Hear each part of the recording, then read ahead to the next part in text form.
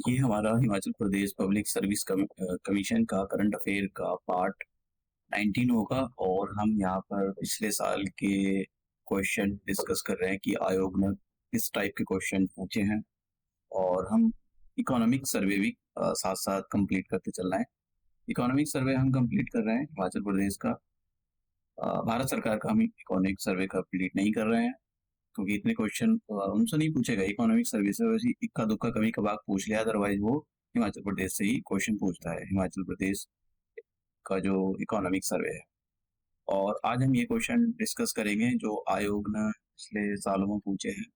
ये क्वेश्चन है हमारे पास और हम आज इकोनॉमिक सर्वे का एक चैप्टर है, उसके अंदर हेल्थ के नाम से, तो वो चैप्टर भी देखेंगे हम। हेल्थ के नाम से एक चैप्टर दिया हुआ है। तो सबसे पहले अगर आपको हेल्थ पर लिखना हो तो हेल्थ की डेफिनेशन क्या होती है। देखो, अगर हेल्थ की डेफिनेशन की बात करें तो एक किसी जनरल पर्सन के दिमाग में आइडिया ये आता है कि भाई बस वो बीमार ना रहे, इसका मतलब उसकी जो हेल्थ है वो ठीक है। लेकिन वर्ल्ड हेल्थ ऑर्गेनाइजेशन के अकॉर्डिंग हेल्थ की डेफिनेशन केवल उसकी हेल्थ से रिलेटेड नहीं होती है। ये एक ऐसी कंडीशन होती है जिसमें फिजिकल, मेंटल और सोशल वेलबींग की कंडीशन फुलफिल होनी चाहिए। मतलब आप फिजिकली फिट हो, मेंटली डिस्टर्ब ना हो और सोशली वेल बीइंग हो। मतलब आप गरीब हो लेकिन मेंटली डिस्टर्ब नहीं हो और फिजिकली फिट हो, तो तब भी आप गरीब, तब भी आप जो है, मतलब तब भी आपकी जो हेल्थ है वो ठीक नहीं है। अगर आप इन तीन पैरामीटर को फुलफिल कर पाते हो तभी आप बोलोगे कि भाई आप जो है, आपकी जो हेल्थ है वो बिल्कुल ठीक है। ठीक है, तो ये जो डेफिनेशन है, आप जब भी अगर हेल्थ के बारे में अगर कोई क्वेश्चन पूछा जा रहा है हेल्थ से रिलेटेड मेन के अंदर, तो आप ये जो डेफिनेशन कोट कर सकते हो। ठीक है। अब जब भी हम कंक्लूजन लिखते हैं तो उसके अंदर हमको सस्टेनेबल डेवलपमेंट गोल से जोड़ना चाहिए। अपने क्वेश्चन को कोशिश करनी चाहिए कि हम सस्टेनेबल डेवलपमेंट से अपने क्वेश्चन का जो आंसर है उसको जोड़ पाए। कंक्लूजन, मेनली कंक्लूजन की बात कर रहा हूँ मैं यहाँ पर, कि कहीं ना कहीं आप अपने आंसर में कंक्लूजन को लाओ। सस्टेनेबल कंक्लूजन के अंदर सस्टेनेबल डेवलपमेंट को आप जरूर लिखो। तो जो हेल्थ से रिलेटेड जो सस्टेनेबल गोल है वो गोल नंबर 3 है। और ये आपको पता होना चाहिए कि गोल नंबर ये कब तक इनको अचीव करना है। इनको 2030 तक अचीव करना है। देखिए, आपने ऐसा डाल दिया कि केवल गोल नंबर 3 ही डाल दिया, ठीक है, कि 2023 तक हमको ये गोल अचीव करना है जो कि हेल्थ से रिलेटेड है, तो आपको मार्क्स मिल जाएंगे, अच्छे मार्क्स मिलेंगे।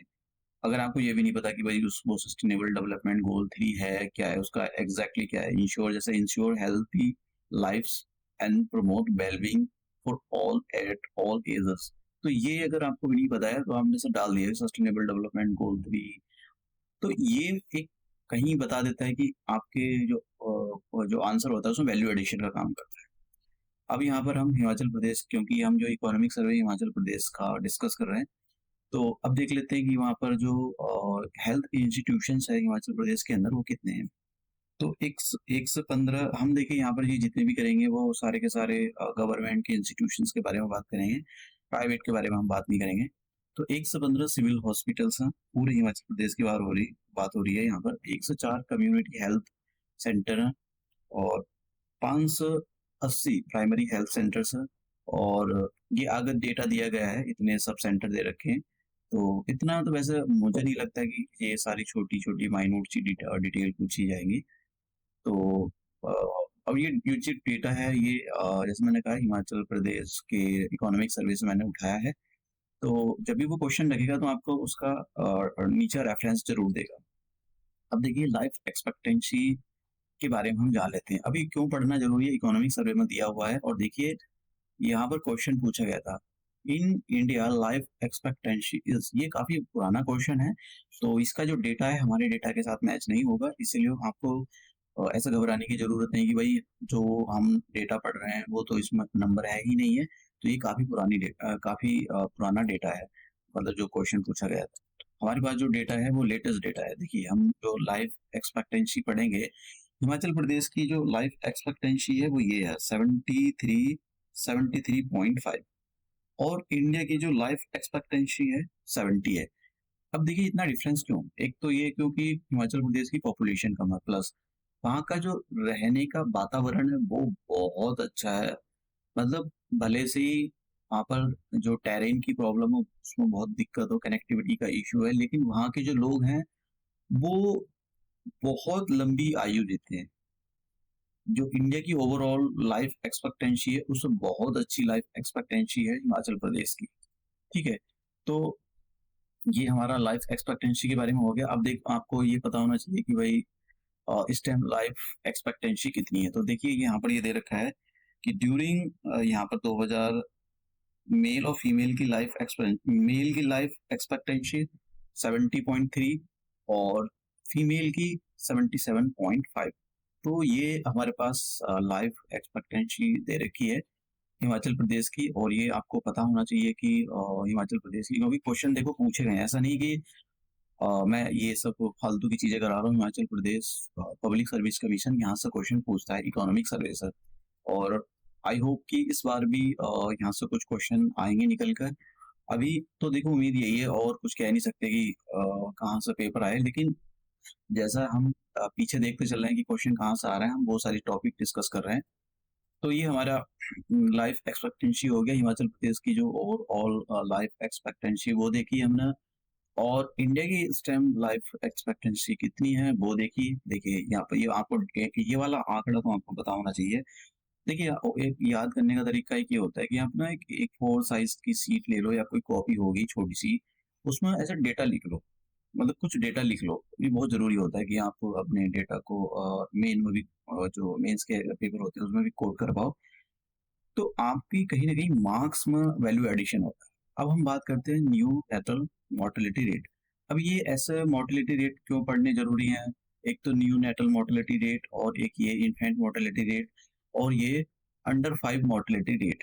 ठीक है, ये हमको पढ़ने, टोटल फर्टिलिटी रेट, ये पढ़ने जरूरी क्यों है? देखिए मैं आपको क्वेश्चन दिखाता हूँ। ये आयोग के द्वारा पूछा गया क्वेश्चन है कि इन्फेंट मोर्टेलिटी रेट। दूसरा क्वेश्चन ये पूछा है टोटल फर्टिलिटी रेट।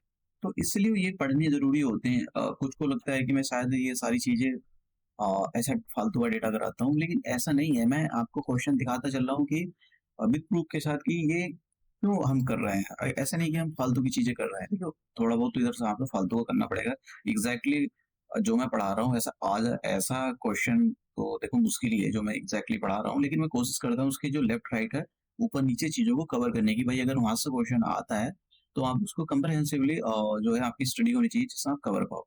अब देखिए न्यू नेटल मोर्टेलिटी रेट कहते हैं किसको, जरा इसके बारे में समझ लेते हैं कि भाई ये है क्या। देखो न्यू मोर्टेलिटी जो रेट होता है उसका मतलब ये होता है कि भाई जैसे कुछ यहाँ पर एक सेकेंड, जैसे मान लो कि कुछ बच्चों का जन्म हुआ, लाइव बर्थ, बच्चों का जन्म होता है। और 100 बच्चों में से मान लो कि जैसे कि हम ले लेते हैं, हाँ आज क्या है, चलो आज है 1 तारीख, और 28 तारीख तक के बीच में हम देखते हैं। तो मान लो 28, इसमें सर 1000 बच्चों में, ध्यान से सुनने की जरूरत है। ये जो न्यू नेटल फर्टिलिटी रेट होता क्या है कि हम क्या काम करते हैं कि जैसे आज किसी बच्चे का जन्म हुआ, और उसके 28 डेज तक हम ये चेक करते हैं क्या वो किसी डिसीज से मरा तो नहीं है। अगर आज किसी का जन्म हुआ हो और वो विद इन 28 डेज के अंदर उसकी डेथ हो जाए, तो इसी को हम बोलते हैं कि न्यू नेटल मोर्टेलिटी। मतलब जन्म के 28 दिनों में ही उसकी डेथ हो जाए, न्यू नेटलिटी मोर्टेलिटी उसको बोला जाता है। और रेट क्यों? क्योंकि अगर हम क्या काम करेंगे, ये चेक करेंगे उसमें से कि भाई ऐसे 1000 बच्चों में से कितने बच्चे मर रहे हैं।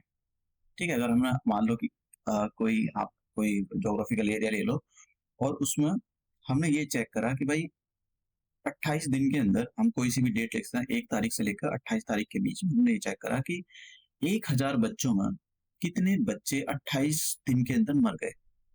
समझ रहा हूँ? 1000 बच्चों का सैंपल लेंगे और 1000 बच्चों में से कितने बच्चे 28 दिन के अंदर मर गए, जन्म होने के बाद किसी बीमारी से, कैसे भी मर गए हो। तो हम उसको बोलते हैं न्यू नेटल मोर्टेलिटी रेट। ठीक है, एक 28 दिन के अंदर। और कितना सैंपल है? 1000 का। तो ये बहुत जरूरी होता है। अब जैसे कि हमारे यहाँ पर ये जितना कम रहेगा, देखिए जैसे हिमाचल प्रदेश का है, तो हिमाचल प्रदेश का न्यू नेटल मोर्टेलिटी रेट कितना है, 20.5 है। इसका मतलब ये हो रहा है कि यहाँ पर जो बच्चे हैं 1000 में से 20 ही बच्चे अबाउट जिनकी डेथ। और अगर हम यहाँ पर बात करें, 1000 सैंपल की बात हो रही है, 1000 में से, ऐसा नहीं टोटल लिए। और अगर हम यहाँ पर बात करें इंडिया की, तो देखिए इंडिया का जो न्यू नेटल मोर्टेलिटी रेट है वो ज्यादा है, 24 मतलब 25 के अराउंड। तो हिमाचल प्रदेश का अच्छा है। तो ये सारी चीजें ये बताता है कि आपका जो हेल्थ सेक्टर है वो आपका अच्छा है। एक तो ये इस बात पर भी निर्भर करता है कि आपकी पॉपुलेशन जितनी कम होगी उतना ही आप रिसोर्स को एफिशिएंटली यूज कर पाओगे, सस्टेनेबली यूज कर पाओगे। ठीक है। अब ये हमारे पास हम न्यू नेटल पढ़ लिया, अब मोर्टेलिटी के बारे में पढ़ लेते हैं। भाई मोर्टेलिटी क्या है? देखो मोर्टेलिटी में क्या होता है, मोर्टेलिटी में भी यही कॉन्सेप्ट है कि इसमें ये चेक किया जाता है कि भाई जैसे 1000 बच्चों में, मान लो 1000 बच्चों का जन्म, तो हम मान लेते हैं कि भाई 1 जनवरी 2024 की बात हो रही है, और 1 जनवरी 1 जनवरी 2025, 1 जनवरी 2025 से पहले पहला, मतलब जैसे मान लो 1000 बच्चों में हम देखेंगे कि भाई 1000 बच्चों ने जन्म लिया किसी जोग्राफिकल एरिया में, और उसके अंदर आप समझ गए, जैसे मान लो कुछ बच्चों ने जन्म लिया होगा लाइव बर्थ, उनका जन्म वो जन्म लिए हैं, मरे हुए नहीं है, लाइव बर्थ है उनका। तो उसमें से अब जैसे कि मान लो 1 जनवरी 2024 को उनका जन्म हुआ, तो 1 जनवरी 2025 से पहले पहले ऐसे कितने बच्चों की डेथ हो गई है। तो वही हमारा इन्फेंट मोर्टेलिटी रेट है। तो ये इन्फेंट मोर्टेलिटी किसको बोला जाता है? देखिए ऐसे इन्फेंट उनका जन्म हो चुका है, तो वो अपने पहला बर्थ से भी नहीं देख पाए, मतलब 1 साल से पहले पहले उनकी डेथ होगी, इसी को इन्फेंट मोर्टेलिटी बोला जाता है। और इन्फेंट मोर्टेलिटी रेट का मतलब हो गया 1000 में से 1000 लाइव बर्थ, ये बहुत जरूरी है, लाइव बर्थ जिंदे जन्मे हो। देखो बर्थ लग गया तो इसमें मतलब कुछ बच्चे मरे हुए भी जन्मे होंगे, लेकिन लाइव बर्थ लगा हुआ है इसका मतलब बच्चे जिंदा जन्मे हैं। तो 1000 जिंदा बच्चों में कितने बच्चे मर गए अपना एक जन्म, पहला जन्मदिन देखने से पहले पहले, उसी को हम बोलते हैं इन्फेंट मोर्टेलिटी रेट। अब देखिए ये कितना है, जैसा मैंने आपको बताया कि हिमाचल प्रदेश का कम है। देखो ये हिमाचल प्रदेश है, तो हिमाचल प्रदेश का कम है। और इंडिया का कितना है, 35.2। तो हिमाचल प्रदेश का तो मतलब 10 पॉइंट कम है यार, बहुत कम है ये। तो ये बहुत जरूरी होता है कि आपका जो भी इन्फेंट मोर्टेलिटी रेट वो कम है, तो उतने ही उससे ही पता लगता है कि आपका जो हेल्थ सेक्टर अच्छा है। ठीक है, आप जो है इंस्टीट्यूशनल डिलीवरी करा रहे हो आपकी, क्योंकि इंस्टीट्यूशनल डिलीवरी जितनी अच्छी होंगी उतना ही बच्चों की डेथ कम होगी। तो ये हमने इन्फेंट मोर्टेलिटी। अब देख लेते हैं यहाँ पर अंडर 5 मोर्टेलिटी रेट, मतलब इसका मतलब ये होता है ऐसे बच्चे जिनका लाइव बर्थ हुआ, जन्मे हैं, वो जिंदा जन्मे हैं, और 5 साल के अंदर ही उनकी डेथ होगी, 5 साल के अंदर ही उनकी डेथ होगी। तो देखिए इंडिया के अंदर ये कितना है, 41.9, और हिमाचल के अंदर 28 पॉइंट। अब आप सोच रहे हो ये कम क्यों है? भैया ये जितना ये मोर्टेलिटी रेट इन्फेंट, देखिए अंडर 5 मोर्टेलिटी रेट जितना कम होगा उतना ही अच्छा है, इन्फेंट मोर्टेलिटी रेट जितना कम होगा उतना ही अच्छा है, और ये न्यू नेटल मोर्टेलिटी रेट जितना कम होगा उतना ही अच्छा है। तो इंडिया का ज्यादा है, हिमाचल का कम है, तो इसका मतलब ये नहीं कि हिमाचल पिछड़ गया, भैया हिमाचल इंडिया से आ गया है। और यहाँ पर देखिए हर जगह आ गया है, हर जगह मोर्टेलिटी रेट जो है कम है, इंडिया का ज्यादा है और हिमाचल का कम है, तो ये पता होना चाहिए। अब यहाँ पर क्वेश्चन है टोटल फर्टिलिटी रेट। तो टोटल फर्टिलिटी रेट होता क्या है, देखिए एक औरत अपने पूरे जीवन काल में जब तक उसका जो प्रोडक्टिव पीरियड चलता है, प्रोडक्टिव पीरियड का मतलब ऐसा पीरियड जिसमें वो बच्चों को जन्म दे सकती है, एक लाइफ के बाद एक ऐसी एज आती है कि उसके बाद आप जो है बच्चा मतलब जो प्रेगनेंसी को कैरी नहीं कर सकते हो। तो जब तक आप प्रेगनेंसी को कैरी कर सकते हो तो आप उस टाइम पर कितने बच्चों को जन्म दे सकती हो। ठीक है, the total fertility rate is the average number of the children that a woman will have during her life. जब तक उसका प्रोडक्टिव पीरियड होता है, जब तक वो बच्चों को जन्म दे सकती है, तो कितने बच्चे जो ऑन एन एवरेज वो बियर कर सकती है, कैरी कर सकती है, वही उसका टोटल फर्टिलिटी रेट है। अगर हम बात करें जो रिप्लेसमेंट रेट के बारे में, तो 2.1 हिमाचल उसमें पूछा गया था Uttar Pradesh public service commission में। तो रिप्लेसमेंट जो ये वाला रेट अच्छा माना जाता है 2.1। इसमें क्या होता है, ये रिप्लेसमेंट इसलिए बोला जाता है कि जितने मरेंगे उतने ही, मतलब जितने जिंदा रहेंगे उतने ही मरेंगे। तो मतलब पॉपुलेशन ना तो ज्यादा होती है ना कम होती है, स्टेबल हो जाती है। अब ये कितने पर आ गया है, ये 2 पर आ गया है। इंडिया का जो टोटल फर्टिलिटी रेट है वो 2.0 पर आ गया। तो इससे ये पता लगता है कि पैदा पैदा जो है वो मतलब अगर ये होता 2.1 तो जितने मरते उतने हम, लेकिन ये कम हो गया तो इसका मतलब क्या हो गया, इसका मतलब पैदा कम होंगे और मरेंगे ज्यादा। तो टोटल फर्टिलिटी रेट, तो इससे क्या होगा, पॉपुलेशन हमारी कम होगी। ठीक है, तो कुछ टाइम के बाद काफी पॉपुलेशन कम होने वाली है। तो 2.1 ठीक रहता है किसी भी देश के लिए। और ये जो 2.98 बिहार का है, मेघालय का है, ये उत्तर प्रदेश। तो 2.1 से ये 5 स्टेट ऐसे हैं, 5 है, 1 2 3 4 5, जिनका 2.1 से ऊपर है। तो थोड़ा सा ये इसको याद रख लेना। तो ये हमारा टोटल फर्टिलिटी रेट हो गया। टोटल फर्टिलिटी रेट इस टाइम पर कितना है, ये मैंने आपको बताया। इंडिया का 2.0 है और हिमाचल का 1.7। इसका मतलब क्या होगा, हिमाचल प्रदेश की जो पॉपुलेशन है स्टेबल है। ठीक है, ऐसा नहीं है कि एकदम बम बम बढ़ रही है। तो अब हम जरा क्वेश्चन देखते हैं। और देखिए यहाँ पर क्वेश्चन है टोटल फर्टिलिटी रेट। तो टोटल फर्टिलिटी रेट किसको बोलते हैं, the female the worth of the women divided by the total female. ये तो नहीं है। ठीक है, देखिए यहाँ पर बी ऑप्शन के देखो, the number of the birds divided by the total population, ये भी नहीं है। The number of the children a women will likely bear in her lifetime, मतलब एक महिला के बच्चों की संख्या, बच्चों की संख्या उसके जीवन काल में होने की संभावना, मतलब उसका पूरा जो प्रोडक्टिव पीरियड होता है प्रोडक्टिव पीरियड का मतलब जब तक वो बच्चों को जन्म दे सकती है उस टाइम तक ये वेरी करता है लेडी टू लेडी। और शायद 50 होता है किसी को। छोड़ो, ये हमारा टॉपिक नहीं है, पूछेगा भी नहीं। तो हाँ, वो अपने जीवन काल में, मतलब जब तक उसका प्रोडक्टिव पीरियड होता है, जब तक वो कितने बच्चों को जन्म दे सकती है, संभावित बच्चों को जन्म दे सकती है, वही उसका टोटल फर्टिलिटी रेट है। तो आंसर इसका सी है। ठीक है। और एक ये वाला क्वेश्चन था कि इन्फेंट मोर्टेलिटी रेट कैसे कैलकुलेट किया जाता है, उसका फॉर्मूला क्या होता है। देखिए, हम क्या काम करेंगे, total number of birth, total number of the infant death, birth नहीं infant death, number of infant death. एक एक साल से पहले पहले, मतलब जैसा आज बच्चा जन्मा तो वो अपना बर्थडे ही नहीं देख पाएगा, नेक्स्ट बर्थडे। ठीक है, एक पहला बर्थडे ही नहीं देख पाएगा, उससे पहले उसकी डेथ हो जाएगी। तो नंबर ऑफ इन्फेंट डेथ, ठीक है, ड्यूरिंग अ ईयर। और इसको डिवाइड कर दो आप जितने भी उस साल में जिनका बच्चों का जन्म हुआ, number of the live birth. देखिए, नंबर ऑफ लाइव बर्थ ये बहुत जरूरी है, और 1000 से मल्टीप्लाई कर दो, ऐसे इन्फेंट मोर्टेलिटी रेट निकलता है। तो अब देखिए यहाँ पर दूसरे वाले ऑप्शन में, इन वाले ऑप्शन में जानते हो क्या फर्क है, नीचे देखें आप, total number of the birds. Birds के अंदर ये होता है भाई, जो जिंदे भी मतलब कुछ ऐसे बच्चे होंगे जो मरे हुए जन्मे होंगे। बर्थ लेने का मतलब ये नहीं होता है कि भाई जिंदा ही, वो मरे हुए भी। और यहाँ पर क्या शब्द का यूज हुआ है, नंबर ऑफ लाइव बर्ड्स। ये शब्दों पर ध्यान देने की जरूरत है कि भाई ऐसा, अच्छा ठीक है भाई, ये हो गया हमारा। बाहर कहेंगे हमें दे तो सारे क्वेश्चन ठीक है, ये यही आंसर है। क्वेश्चन को पढ़ने की जरूरत होती है केयरफुली, समझ में आया आपको। तो इसका जो आंसर है वो ए आंसर है। तो इसका जो आंसर है वो है ए। ए आंसर है हिंदी और इंग्लिश मीडियम वालों के लिए, यहाँ पर ए आंसर। और लाइफ एक्सपेक्टेंसी का आपको मैंने क्वेश्चन टेबल दिखाया है, तो ये डेटा आपको नहीं दिखाई देगा। आपको पता होना चाहिए कि हिमाचल की कितनी है और इंडिया की कितनी है। तो ये हमारा इकोनॉमिक सर्वे का। अब हम थोड़ी करंट अफेयर देखते हैं।